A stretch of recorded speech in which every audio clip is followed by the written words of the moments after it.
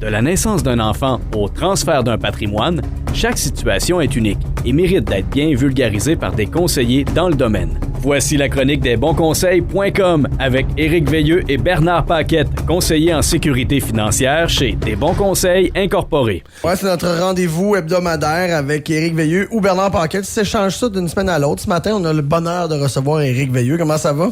Ça va super bien. Passez une belle fin de semaine? Absolument. Ouais. Piscine à 85. OK, toi, t'as mis le chauffe-eau, là. Ouais. Chez nous, samedi, le chauffe-eau n'est pas parti. La piscine était à 64 et les enfants sautaient dedans pareil. Ah, ben oui, mais ils sont game. On va au Orchard, c'est 52. Bon, oui, là. c'est ça. En tout cas, moi, je serais pas allé. Ils ont resté 3 minutes dans la piscine, puis ça a fini dans le spa. Je sais pas pourquoi, là, mais en tout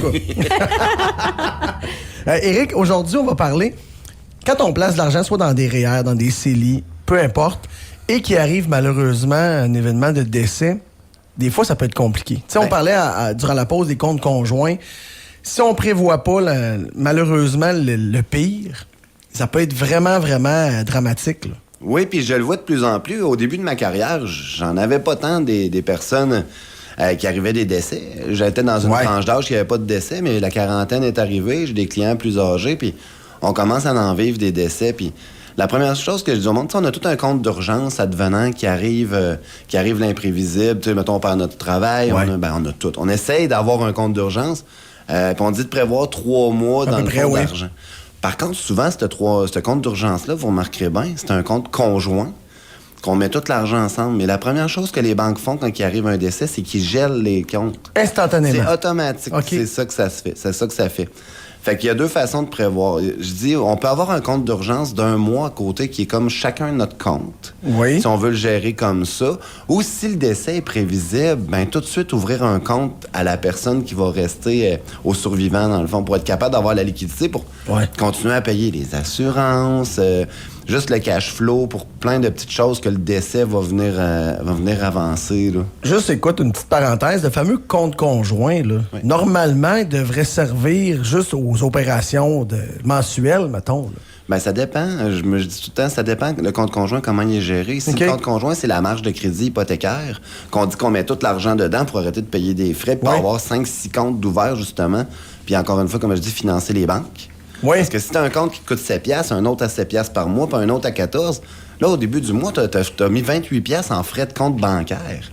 Fait que ça naît de l'épargne qu'on peut faire, qu'on peut aller sauver. C'est 300$ par année, pareil, là. Assez rapidement à rien faire. Fait que c'est toutes des stratégies. Faut regarder les stratégies, mais c'est juste pour dire que ça, faut commencer à y penser quand on sait qu'il peut y avoir un décès, ou même se mettre un peu près, parce qu'un décès prématuré, malheureusement, il y en a. Ça peut arriver, Deuxième chose aussi, c'est les REER et les CELI. Oui. Le CELI, c'est transférable au conjoint survivant. Par contre, à partir du moment qu'il arrive un décès, tout le capital qui monte dans le CELI du conjoint qui est décédé tombe imposable. OK. S'il y a une augmentation, mettons la bourse va bien, puis il y a une augmentation de 5 000 dans le compte, ce 5 000-là va être imposable.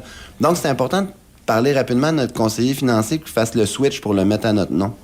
Puis il y a un formulaire envoyé au gouvernement, mais le conseiller, c'est sa job de le faire avec. Mais ça, c'est toutes des choses qu'on peut savoir d'avance puis prévoir un peu en allant vous rencontrer. Vous allez dire, OK, bon, ben là, regarde, on va excuse-moi le terme, on va se baquer en faisant telle manœuvre. Exactement. Mais le décès prématuré, ça, on peut jamais le savoir, mais c'est fou à dire, mais on est une des premières personnes à appeler s'il arrive un décès. On est une des premières personnes à appeler s'il y a un décès. Fait qu'après ça, c'est ça. Il y a les CELI, si on se dépêche. Le REER tel que tel, le REER, on a le temps de le transférer. Je parle de REER, je parle de FER. C'est tout transférable au conjoint survivant. Fait que tout l'argent qui est là, les fonds de pension, il faut que ça soit transféré, puis ça se ramasse au nom de la personne qui est vivante.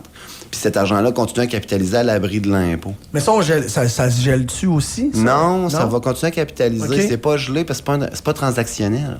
Moi, je comprends. Il n'y a pas de transaction qui peut être faite vite. Il peut s'en faire, mais tu sais, à un moment donné, ça prend la signature du propriétaire du REER. Puis s'il est décédé, il n'est pas là pour signer, donc il n'y aura pas de transactions qui vont se faire. Mais il faut s'assurer que cet argent-là ne soit pas perdu éventuellement. C'est pour ça que le conseiller, quand je dis aux gens, dites tout à votre conseiller, organisez qu'il y ait une image globale de vos finances. C'est pas de savoir un petit REER là, un petit CELI là, un petit...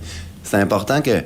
Puis c'est au conseiller aussi de prendre le temps de le demander qu'est-ce que vous avez. Parce que s'il arrive quelque chose, on a l'assurance vie qui va rentrer. Juste l'assurance vie, si le chèque arrive trop vite, puis le chèque est au nom, mais ça prend un chèque. Puis souvent, les gens vont avoir mis succession légale. Mais ça veut dire ouvrir un compte de succession. Ça veut pas dire que tu as l'argent disponible pour faire tes paiements la semaine tu déposes pas ça dans ton compte, là. Ben, si c'est succession légale, il faut que tu trouves un compte de succession. Il faut que la succession se règle. Pendant que s'il y a un bénéficiaire directement, ben madame ou monsieur va recevoir le chèque directement. Oui. Fait que là, il peut le mettre dans son compte à lui qui s'est ouvert ou son compte personnel, là. Fait qu'il va falloir continuer à faire des transactions. Mais si toi, t'es conjoint, qu'il n'y a pas de compte ouvert puis que c'est succession légale qui a été écrit, ben ça peut changer des choses à la réclamation. Je vais avoir une question super plate, Éric. Ouais. Les gens vont dire, matin, c'est bien rough, mais quelqu'un qui saurait, OK, moi, je vais décéder, c'est une question de semaine, question de mois. Peux-tu déjà préparer ça? Absolument. Puis c'est la plus belle chose à faire, pour aider les gens qui vont rester après, pour pas que ça soit un stress supplémentaire. Puis je le dis souvent, quelqu'un qui le sait, puis on le sait des fois, là, que t'as un cancer, tu sais qu'il te reste 6 mois à vivre, ben souvent les gens disent au moins ils ont le temps de préparer leurs affaires, faire dire les au revoir. Ben dire les au revoir, c'est aussi mettre les papiers prêts. Mais c'est pas évident, tu sais. Ah, mais c'est moi, à chaque fois, je viens le moton, mais ma job, c'est de travailler ça, puis s'organiser pour que personne soit dans la misère. La première affaire, c'est ça que je vais toujours dire, c'est notre job, c'est s'organiser que personne soit en misère. C'est conseiller en sécurité financière. Fait qu'on prévoit les comptes de banque de la famille. Il faut prévoir le transfert REER, CELI, tout ça. Y a-t-il autre chose qu'il faut... Oui, il y a de quoi de bien important que souvent les gens pensent pas. La personne a travaillé jusqu'au mois de novembre dans l'année, puis elle décède au mois de novembre. Ouais. Bien, toute l'année, cette personne-là avait des droits REER qu'elle n'a jamais pris. OK. Tu sais, la capitalisation des REER n'a pas été pris. Bien, l'argent des assurances, souvent, ben tu dis, ben regarde, cette personne-là aurait eu le droit dans l'année de cotiser à son REER parce qu'il n'a pas fait son dernier retour d'impôt. Fait que là, c'est bon d'aller maximiser le REER de cette personne-là pour aller chercher l'impôt puis que la personne qui va garder l'argent après soit capable de capitaliser à l'abri de l'impôt. Ça, les gens, ils pensent pas. Mais non, parce que, assurément, vu que la personne a travaillé 11 mois, il va avoir de l'impôt à payer pareil. Exactement. T'es réputé avoir payé tes impôts une minute avant de mourir.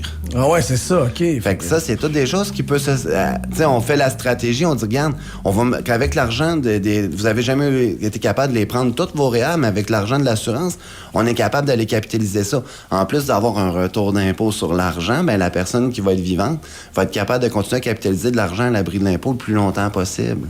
C'est pour ça que c'est important d'avoir un bon plan. Il y a tellement d'affaires qui peuvent malheureusement devenir très, très, très frustrantes. Oui, puis il n'y a pas une recette.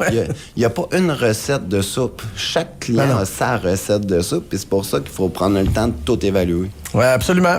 Ça nous prend un plan global pour court, moyen, long terme. Oui, c'est ça.